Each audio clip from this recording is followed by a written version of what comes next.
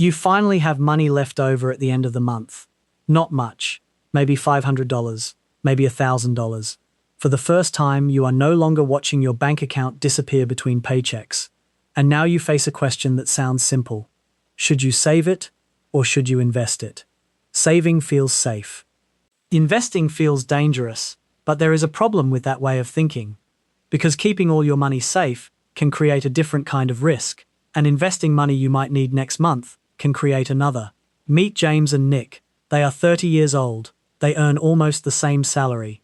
They have similar expenses, and after everything is paid, each has exactly $1,000 left every month. James decides to save. Nick decides to invest. At first, James looks smarter. His balance rises every month. $1,000, $2,000, $3,000. He opens his banking app and sees the number getting bigger. Nick doesn't get that same feeling. His investment account moves up, then down, then up again. One month he has $12,000. A few weeks later the market falls and he sees $10,500.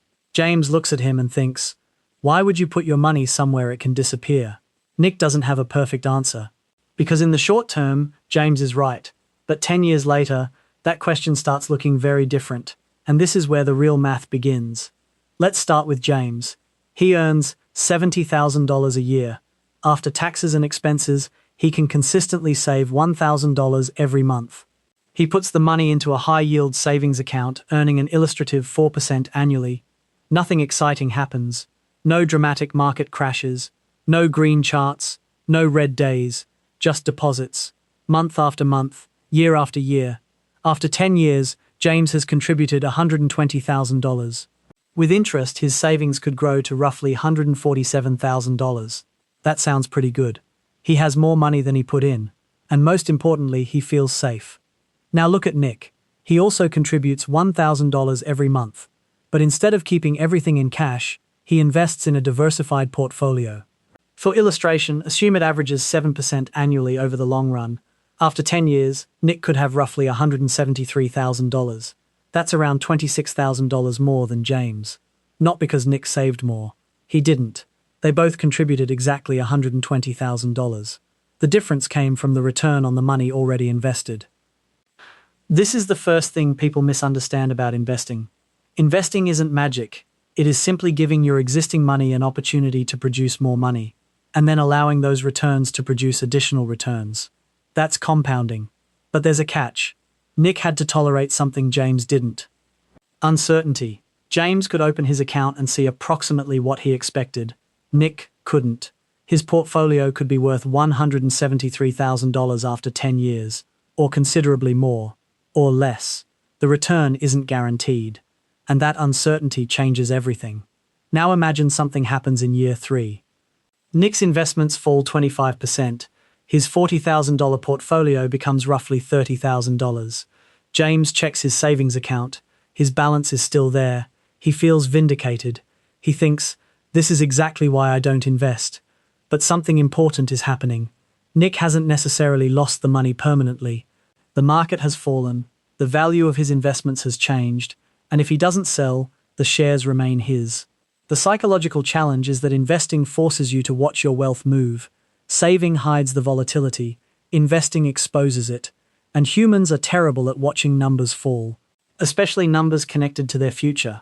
This is why some people make a strange mistake. They invest when everything feels safe, then the market crashes, they panic, they sell, and suddenly the temporary decline becomes a permanent loss. James never has that problem. But James has another one: inflation. Suppose James keeps $120,000 in cash for 10 years. The number still says $120,000. But the purchasing power of that money may be significantly lower. Prices rise. Groceries cost more. Housing costs more. Insurance costs more. Services cost more. The dollars didn't disappear. Their buying power did. This is the silent danger of saving too much. You can feel financially responsible while your money quietly becomes weaker. And this is where the difference between saving and investing becomes important. Saving protects money for the near future. Investing attempts to grow money for the distant future. Those are different jobs. Your emergency fund has one job. It is supposed to be there when your car breaks down, when your income disappears, when your landlord raises the rent, when life does something you didn't budget for. You don't want your emergency fund depending on what the stock market is doing that week. Imagine James loses his job. He has $30,000 sitting safely in savings. He can breathe. Nick has $30,000 invested, but the market happens to be down 25%. His account is now worth around $22,500. If he needs the entire amount immediately, the timing could be disastrous. This is why investing isn't automatically better. The question is, when will you need the money? If you need it next month, saving is usually the more appropriate tool. If you need it 10 or 20 years from now, investing becomes much more compelling. Time changes the equation. And this is where James starts making a mistake. He becomes addicted to safety. His emergency fund reaches $20,000, then $30,000, then $50,000, then $70,000. He keeps saving because saving feels productive, but eventually he is holding far more cash than he actually needs, and the extra money isn't doing enough. Imagine he keeps another $50,000 in cash for 20 years. At 4% interest, assuming the rate somehow remains constant, that money could grow substantially. But if inflation averages around 3%, the real growth is much smaller, and if his savings rate falls below inflation, his purchasing power declines. Meanwhile, Nick continues investing. He doesn't invest his emergency fund. He doesn't invest next year's rent. He doesn't invest money needed for a down payment next month. He invests money he doesn't expect to need for years. That distinction protects him from one of the biggest mistakes investors make, using long-term investments for short-term problems. Nick understands that the stock market doesn't know he needs the money. It doesn't care about his wedding. It doesn't care about his car. It doesn't care about his mortgage. If he needs $20,000 in 6 months and the market falls 30%, the market doesn't owe him a recovery. That's why investing requires planning before buying anything. Now let's return to the numbers. James has $147,000 after 10 years. Nick has $173,000. The difference is $26,000. That sounds meaningful, but watch what happens over 20 years. James continues contributing $1,000 every month at 4%. Nick continues contributing $1,000 every month at 7%. James could accumulate roughly $367,000. Nick could accumulate roughly $521,000. Now the difference is about $154,000. They still contributed the same amount, but compounding had more time to work. And after 30 years, James could have roughly $694,000. Nick could have around $1.22 million. That gap is enormous. Again, these are illustrations, not guarantees. Real investment returns vary, savings rates change, taxes matter, inflation matters, fees matter, markets crash. But the mathematical principle remains. Small differences in returns become much larger when given decades. This is why time can be more important than intensity. You don't necessarily need to find the perfect investment. You need enough time for your money to compound, and you need the discipline not to destroy the process. Because Nick's biggest advantage isn't his 7% return, it's that he keeps going. During good markets, during bad markets, during boring markets. During years when nothing seems to happen, he continues. James also continues. But his money isn't exposed to the same growth potential. His advantage is stability. Nick's advantage is growth potential. And now something interesting happens. At age 45, James experiences a major financial emergency. His house needs an expensive repair. He needs $25,000. He reaches into his savings. The money is there. No market crash. No selling. No stress. Nick has the same emergency. But because he maintained a separate emergency fund, he doesn't have to sell his investments. This is the moment both men realize something. They were never supposed to choose between saving and investing. They were supposed to use both. That is the real answer. Not savings versus investing. Savings and investing. The problem is putting the wrong money in the wrong place. Think about your money as having different jobs. The first dollars protect you. The next dollars can help you build. Your emergency fund protects your present. Your investments can help finance your future. Your short-term savings might pay for a car. Your long-term investments might pay for retirement. Your cash might give you flexibility. Your investments might give you growth. The mistake is asking one bucket to do every job. And there is another psychological trap. People often compare their savings account with someone's investment account, during different moments. Someone sees their friend make 15% in the market and thinks, I need to invest everything, then the market falls. They panic. Someone else watches the market crash and thinks, I'm never investing. Both reactions are emotional. Neither is a financial plan. A financial plan begins before the emotion. You decide what the money is for. You decide when you'll need it. You decide how much volatility you can tolerate. Then you choose the appropriate vehicle. This sounds boring. That's because good financial planning usually is. You don't need to predict the next crash. You don't need to know which stock will explode. You don't need to become a market expert. You need to understand your time horizon. Imagine two envelopes. One says next year, the other says 30 years. You shouldn't treat the money inside them the same way. The first envelope needs stability. The second has time to absorb volatility. That's the difference. Now imagine James and Nick are 60 years old. James feels comfortable because he accumulated a large cash reserve.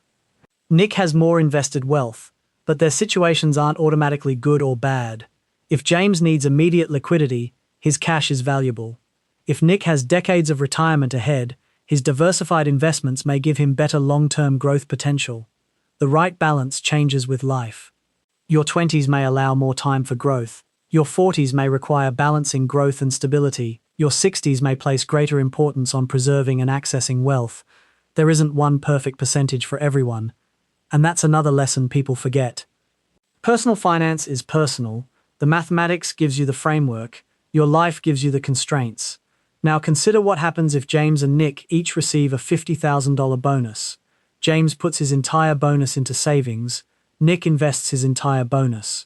Which person made the better decision? You can't answer without knowing what the money is for. If James needs the $50,000 for a house purchase in 8 months, his choice may be perfectly reasonable. If Nick is 30 years old and won't need the money for 30 years, investing may make more sense. Same money, different job. Different answer. And this is where financial maturity begins. You stop asking, where can I get the highest return? And start asking, what does this money need to accomplish? Because the highest return investment is useless if you need the money before it has time to recover. And the safest savings account isn't necessarily wise if you're holding decades of wealth there while inflation steadily reduces its purchasing power. Safety has a cost. Growth has a cost. Saving costs you potential returns. Investing costs you certainty. You are choosing which trade-off makes sense. James eventually learns this. He doesn't stop saving. He simply stops saving everything. He keeps a strong emergency reserve. He keeps money for near-term expenses. And once those obligations are covered, he begins investing the excess.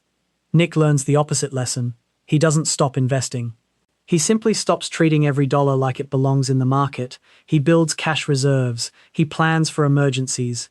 He stops assuming that a long-term investment can rescue a short-term problem. And slowly, both men become financially stronger. Not because one finally defeated the other, but because they stopped treating saving and investing as enemies. The real enemy was confusion. Confusing cash with wealth, confusing investment returns with guaranteed income, confusing a rising account balance with financial security, confusing safety with progress, and confusing risk with volatility. Because sometimes the riskiest thing you can do is never invest, and sometimes the riskiest thing you can do is invest money you cannot afford to lose in the short term. That's the paradox. Cash can protect your life, investments can grow your future. You need both. So when your paycheck arrives next month, and you have that extra $1,000 sitting in your account, don't immediately ask, should I save it or invest it? Ask 3 different questions. When will I need this money? What happens if its value falls temporarily? And what job is this money supposed to perform? If the answer is tomorrow, next month, or next year, stability may matter more. If the answer is 10, 20, or 30 years from now, growth may matter more. And if you don't know when you'll need it, start by building enough liquidity to give yourself choices. Because financial freedom isn't simply having a large investment account, it's having enough accessible money that one bad month doesn't destroy you, and enough long-term investments that 30 years of inflation doesn't quietly destroy your purchasing power. James and Nick started with the same $1,000 every month. One chose safety, one chose growth. Both eventually learned that neither was enough by itself. The goal isn't to make every dollar aggressive, and it isn't to make every dollar safe. The goal is to give every dollar a job. Some dollars protect you, some dollars grow, some dollars wait.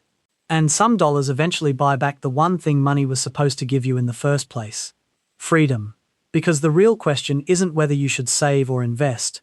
The real question is, what future are you asking your money to build? Once you know the answer, the math becomes much easier. And now, take a look at your own money. How much is sitting still? How much is actually working? And does every dollar have a purpose? Because building wealth isn't about making one perfect financial decision. It's about making enough good decisions, consistently, for long enough.